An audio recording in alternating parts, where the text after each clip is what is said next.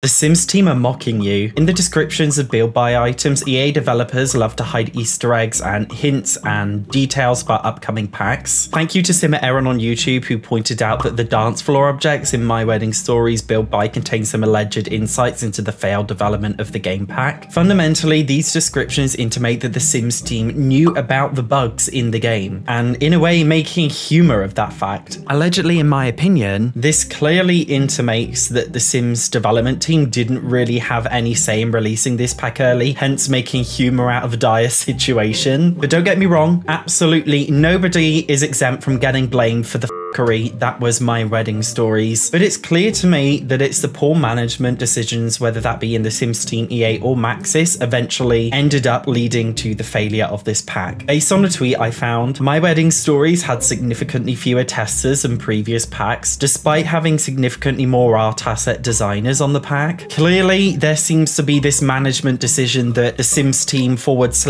Maxis are putting more of their budget and time and effort onto people who make beautiful art assets, as opposed to people who actually make and test the game. If you are one of those management people watching this video, I'd like to give you some constructive criticism, which is that The Sims is a game. It's not a piece of art. I have seen many game changers in the EA Creator Network and early pack reviewers utilizing this positive sandwich approach to reviewing the pack. At first they say something nice, the world is really beautiful, I love the cast, I love the build buy, and then they say the negative bit, which is the game doesn't work, it's broken and it's full of bugs and glitches and the gameplay is boring. And then they end on another positive, which is the Sims team said that they were working so hard to fix the pack, and I know they put a lot of effort into it. Before being totally critical, I want to add an anti-drama disclaimer. All Sims content creators and influencers are friends, we're all nice to each other, we all respect each other. I would never talk bad on a single person or judge anybody who is in the creator network, but I think it's just important to highlight that they literally have a financial incentive as well as other incentives to not bitch about EA too much. For if any of the Sims content creators were to be really critical about the Sims, it's very likely that they could get taken out of the EA creator network, which means that they lose all of their privileges associated with that. Their opinions are biased, even if they try really hard to be honest. As such, recently I've seen many bigger content creators commenting on the Sims team, praising them, saying they're trying their best, they're now releasing a laundry list full of bug fixes and things they're going to do to fix a game. But honestly, I just feel like this positivity sandwich method of creeping around the core issues is not helpful. Yes, we can commend the Sims team for making a whole list of bugs and fixes for this pack that they plan on doing, but that doesn't really make the situation any better. They still released it in a sorry and laughable state. Imagine buying, I don't know, a brand new car, and when you try to start the car, it doesn't work, it doesn't turn on. And when you call the manufacturer to explain the problem, the manufacturer's like, oh yeah, we sold this car to you knowing that it wouldn't work. Oh, I see, so seeming that you sold me a faulty car, I should be entitled for a refund, right? Because it's not actually in the great car guarantee, which means when you purchased it, you waived all rights to have a refund for this car, even if it doesn't work. But I can't just have a broken car sitting on my driveway. Or don't worry, because we have a whole list of problems with the car, we know what's wrong with it, and in the coming weeks, we may or may not resolve some of these issues for you. Let's imagine we're teleported into a fantasy hypothetical parallel world where My Wedding Stories was 100% working upon release, it was 100% functional, there were no bugs and glitches. Even in that instance, I'd still be really pissed off. Yes, I am a Karen, I admit that, I know that I am a Karen, I do complain to the manager a lot, but fundamentally, this pack has no gameplay. Although some people play The Sims just because of build buy, The Sims is a game, not a building simulator. Completely different things. This pack has a beautiful world, some build buy, some casts, and some extra animations for your Sims to do when they are holding a wedding event. But where the flying fuck is the actual gameplay? I know the Sims team are great at making compelling packs with actually fun gameplay. Let's take Jungle Adventure for example, an interesting Salvadorian culture skill, an archaeology skill with 2 relevant aspirations, a dungeon style adventuring mechanic, a skeletal life state, relics and treasures, lot traits, new death types. Realm of Magic comes with a secret world with a magical academy that your Sims can be spellcasters. They have a whole spellcaster skill tree system. There are 3 different magic types. There's potion brewing, there are fun gameplay consequences. Even Spa Day has a wellness skill, a new death, a new woohoo location, a new career, mud baths, saunas, massages, yoga, etc. When we look at My Wedding Stories, we literally just got some animations of Sims walking down an aisle awkwardly and throwing some rice into the air, if you can get it to work. There's no wedding planner career, there's no new woohoo locations, there's no new death type, there's no traits, there's no aspirations, there's no quirky objects like the Sims 1 stripper cake, there are no gameplay consequences, even the build buy is significantly smaller than other game packs. My Wedding Stories is a beautiful shell with a hollow soul inside. It's a shame because the developers probably spent months working on this pack and probably put a lot of effort into it and probably felt very demotivated when seeing people like me bitch on this pack. But it didn't have to be this way because...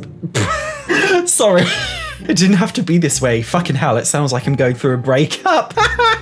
Well, do you know what? I guess it kind of is like a bit of a breakup. Before I broke up with my ex, I wish the outcome was different. I wish things could have been different. I wish we could have changed things. But at the end of the day, you can't change toxic people, just like you can't change a toxic game. Sometimes it's better to just accept when things are not working out and end things there and then. Gosh, am I breaking up with The Sims 4? I have a lot of love in my heart for...